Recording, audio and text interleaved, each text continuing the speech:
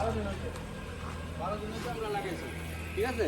ক্যাপসিকামের house ওই দেখেন drip irrigation করছিলাম নি, এখানে আমরা আগা দেখলে মায়া লাগে, এটা ভাঙ্গি না। ভাঙতে লাগে না হলে এটা ব্রাঞ্চিং হতো না, branching হতো সেইভাবে না। ব্রাঞ্চিং হতো না, ডালপালা ভেঙে দেওয়া হয় আমরা।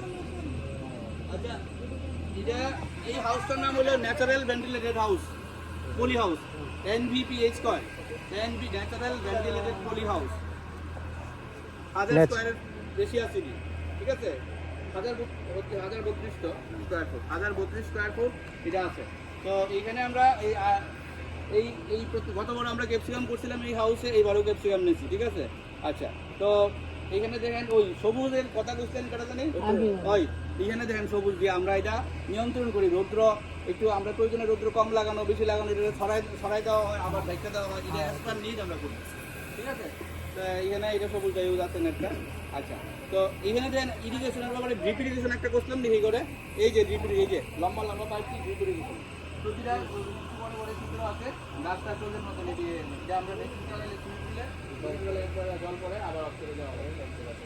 বেশি জল লাগে না, ক্যাপসিকাম